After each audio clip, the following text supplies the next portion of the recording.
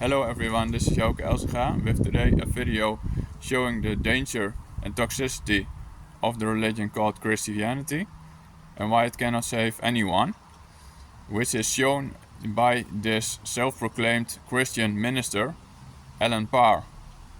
Will God one day say at the judgment to Christians who have spent their entire lives serving Him, "Depart from me, you evil workers of iniquity, I never knew you," and send them to hell? What does this verse actually mean? Now, the verses that I'm referring to is in Matthew chapter 7, verses 21 through 23, and it reads, "Not everyone who says to me, 'Lord, Lord,' will enter the kingdom of heaven, but only the one who does the will of my Father in heaven." And then it goes on to say, "On that day, many will say to me, 'Lord, Lord, didn't we prophesy in your name, drive out demons in your name, and do many miracles in your name?' Then I will announce to them, 'I never knew you. Depart from me, you lawbreakers.'" And then later on in the text, it says this, "Yes, just as you can identify a tree by its fruit, so you can identify people by their actions." So throughout this passage, Jesus is contrasting two very different groups of people. You have sheep, you have wolves, you have good fruit and bad fruit. He is specifically targeting false prophets who come disguised as harmless, but inwardly their motivation is to deceive people away from what Jesus has said. Well, as you see there,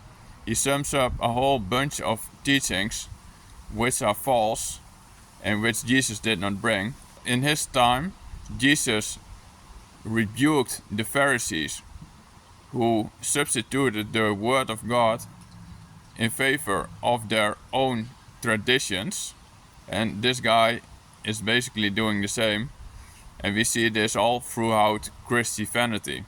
He starts out by basically suggesting that Jesus is God, by suggesting that people will go to heaven after they die, by contrasting works and faith basically. Well, these are not mutually contradicting categories. Real faith is being produced when we listen to Jesus and when we deny ourselves to let Jesus do the works through us. Jesus, who tells us that he is a man sent by God and who calls his God his Father, and also the Father and God of his disciples, who he calls brethren. So we have to listen to Jesus rather than the self-proclaimed Christian ministers who are preaching falsehoods.